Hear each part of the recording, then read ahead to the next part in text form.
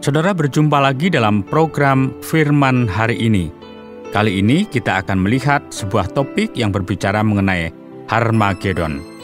Kiranya firman Tuhan yang akan kita dengarkan hari ini akan menjadi berkat di dalam setiap kehidupan kita dalam mengiring Tuhan. Selamat mendengarkan.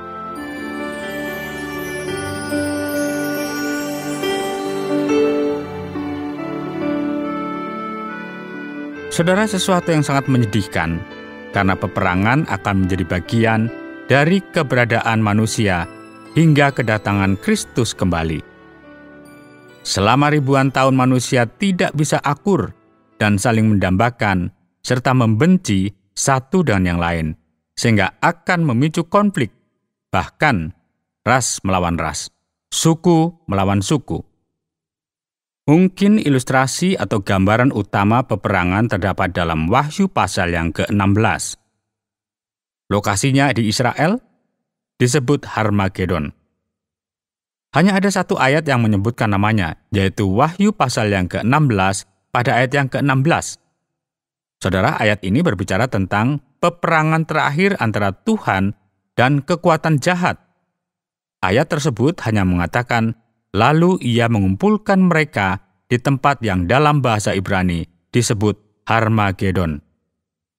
Sekarang, Harmagedon bersifat simbolis, dalam arti semua konflik spiritual yang dialami manusia menyebabkan mereka saling membenci dan berperang. Ini adalah akibat dari keberdosaan kita. Dan hal ini tidak bisa dihindari sampai Kristus datang kembali. Saudara, ada banyak orang Kristen yang berpikir bahwa mungkin perdamaian di bumi akan terwujud sebagai pendahulu dari kedatangan Yesus kembali. Dan kebanyakan orang Kristen tidak berpikir demikian. Tampaknya hal itu tidak akan terjadi. Gereja Kristen telah bekerja keras selama beberapa ribu tahun sejak kenaikan Yesus, dan kita tampaknya masih belum bisa mewujudkan perdamaian sejati di bumi. Jadi, kecil kemungkinan hal itu akan terjadi. Namun, kemungkinan besar peperangan akan terus berlanjut di berbagai tempat dan karena berbagai alasan, hingga Kristus datang untuk mengakhiri semuanya. Lantas bagaimana dengan tempat ini, Harmagedon? Apa cerita di balik ini? Satu hal yang tidak ingin Anda lakukan adalah mengambil kitab Wahyu di mana hal ini ditentukan secara harafiah. Maksud saya, jangan berpikir bahwa gambaran-gambaran yang disajikan dalam kitab Wahyu atau kitab-kitab lain dalam Alkitab ditulis dalam apa yang disebut bahasa apokaliptik, yang artinya memberitahukan sesuatu untuk mengungkapkan sesuatu. Buku-buku ini ditulis lebih mirip, dan saya tidak ingin Anda salah mengartikannya dan menganggapnya fiksi, sebuah cerita khayalan, namun lebih mirip perumpamaan Yesus. Mereka lebih mirip visual. Saya menyamakannya dengan video YouTube, ciptaan luar biasa yang diberikan Roh Kudus untuk memungkinkan orang memvisualisasikan kebenaran rohani. Namun, hal itu tidak boleh dipahami secara harfiah. Dengan kata lain, ketika ada gambar seekor naga atau makhluk berkepala 10 atau 7 berkepala, dan bertanduk 10, dan benda-benda seperti ini, seekor binatang, hal ini tidak boleh dianggap seolah-olah pada suatu saat akan ada gambar tersebut. Seekor binatang berkepala 10, dan bertanduk 10, dan sebagainya. Surat ini bersifat simbolis, dan orang-orang Kristen mula-mula menerima surat ini yang dikirimkan kepada mereka oleh Yohanes, yang sekitar tahun 95 Masehi, adalah seorang tahanan Romawi di Pulau Patmos, dan dia mengirimkan surat ini untuk diedarkan di antara gereja-gereja. Itu penuh dengan gambaran yang luar biasa ini. Dan saya percaya alasannya adalah karena Roh Kudus mengilhami Yohanes untuk membuatnya tampak begitu liar. Sangat aneh sehingga para penjaga Romawi akan mengatakan bahwa itu tidak masuk akal dan mereka kehilangan akal sehatnya dan mengirimkannya ke gereja-gereja. Jadi, gereja-gereja akan mampu menafsirkannya dengan benar karena dengan cerdik menggambarkan Roma sebagai musuh umat Kristen dan sebagai Tuhan yang memenangkan peperangan rohani. Bagian dari gambaran yang sangat jelas ini adalah pertempuran terakhir di sebuah tempat bernama Harmagedon. Saudara, kata Harmagedon sebenarnya apa yang disebut dengan transliterasi. Ini adalah semacam salinan huruf ke huruf dari bahasa Ibrani ke bahasa Yunani. Di sanalah mereka sampai ke Harmagedon. Dalam bahasa Ibrani, kata tersebut adalah har, yang berarti gundukan atau bukit, dan Megiddo adalah nama kota kereta yang mungkin ditaklukkan oleh Raja Daud. Itu pasti digunakan oleh Raja Salomo, dan itu adalah sebuah pemandangan, tempat di mana pada waktu yang lalu telah terjadi banyak pertempuran selama bertahun-tahun, bahkan mungkin 5.000 tahun. Jadi, ini adalah tempat yang sangat jelas, tempat di mana banyak lalu lintas dari utara ke selatan dan timur ke barat melewati wilayah itu. Itu semacam titik sempit bagi pasukan yang bergerak bolak-balik. Dan pertempuran besar terjadi di sana selama berabad-abad. Jadi, ini adalah simbol dari medan pertempuran. Pertempuran terakhir antara Tuhan dan para malaikat dan orang-orang kudus melawan kekuatan jahat, setan dan iblis, dan raja-raja dunia, penguasa dunia ini. Sekarang, ini adalah perang yang tidak akan dilakukan secara fisik. Hal ini tidak dapat dipahami seolah-olah semua raja di bumi berkumpul di wilayah ini. Dataran Yisrael di dekat Megiddo dan seluruhnya tidak cukup besar untuk menampung semua pasukan itu. Secara fisik, wilayah ini tidak cukup besar untuk menampung seluruh pasukan dunia. Ini melambangkan semua kekuatan jahat di bawah kendali setan yang melawan Tuhan dan kerajaannya. Misalnya, dalam kitab Wahyu, kita harus memahami gambaran-gambaran ini dengan cara berikut. Ada seekor naga. Naga itu harus dilihat sebagai setan. Ada seekor binatang buas. Binatang itu harus diartikan sebagai kekaisaran Romawi. Itulah sebabnya orang Kristen abad pertama menafsirkannya. Ada Gog dan Magog yang misterius di antara keduanya, dan ini mungkin sebuah singgungan pada dunia yang penuh dengan dosa, budaya berdosa yang menentang Kristus.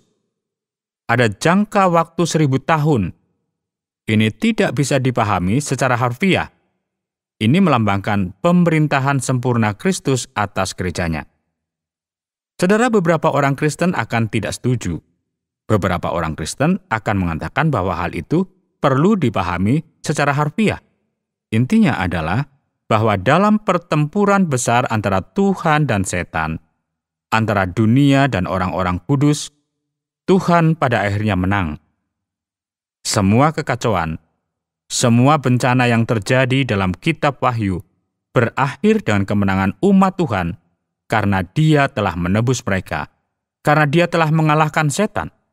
Tentu saja, penyebab semuanya ini dan kemenangannya adalah melalui Yesus Kristus, Anak Allah. Yesus benar-benar memenangkan perang, bisa dikatakan, ketika Dia dibangkitkan dari kematian. Setan ingin agar Yesus disingkirkan, dunia ingin agar Yesus disingkirkan.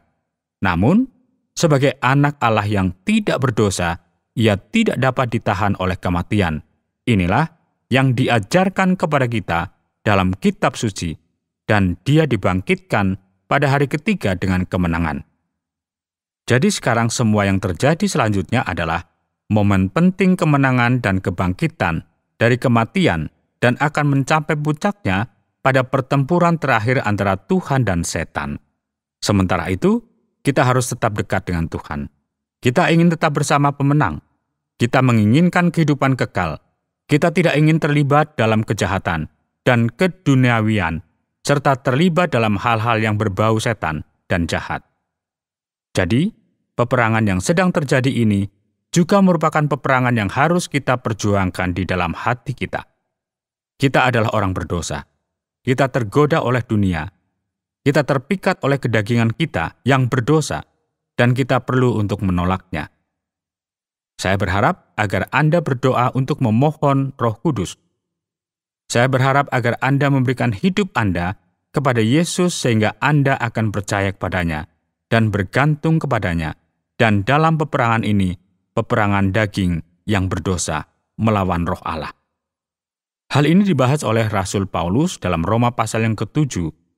Ia berkata, "Sebab apa yang aku perbuat, aku tidak tahu, karena bukan apa yang aku kehendaki yang aku perbuat, tetapi apa yang aku benci, itulah yang aku perbuat."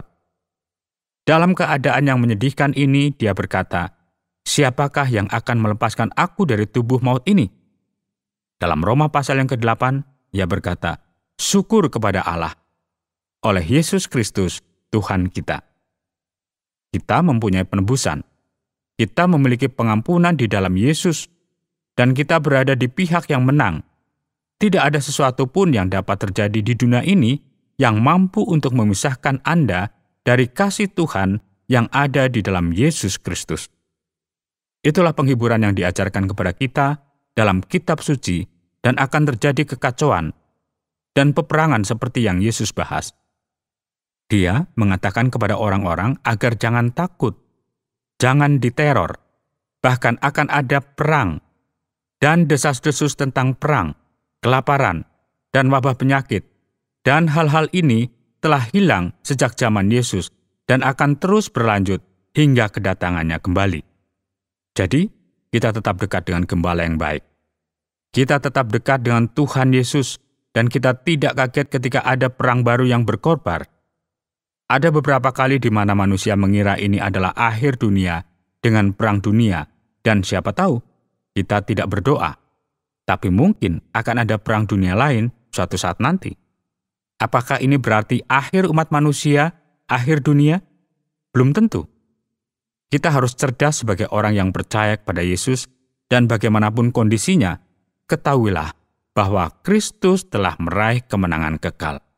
Saudara, terlepas dari apa yang terjadi di dunia saat ini atau di masa depan, Kristus telah meraih kemenangan, sehingga kita tetap dekat dengannya.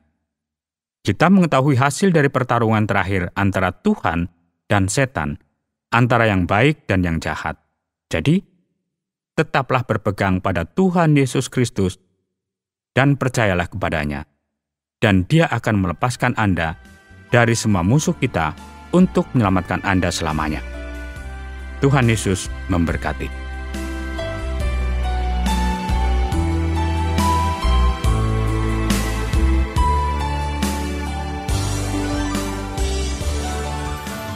Saudara pendengar, terima kasih banyak karena sudah bergabung dengan program Firman hari ini. Jika Anda memiliki pertanyaan atau berespon terhadap topik berhubungan dengan program ini, silakan menyampaikan melalui WhatsApp ke nomor 081 333 777 386. Terima kasih atas perhatian Anda.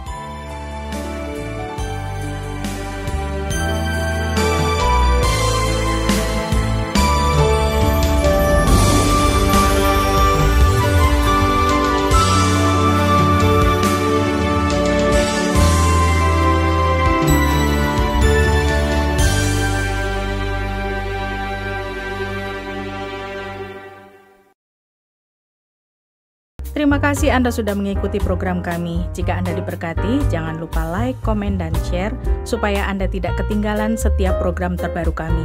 Jangan lupa juga untuk subscribe channelnya dan nyalakan loncengnya. Jika Anda ingin mendukung pelayanan kami, bisa melalui rekening kami berikut ini atau menghubungi kami di sini.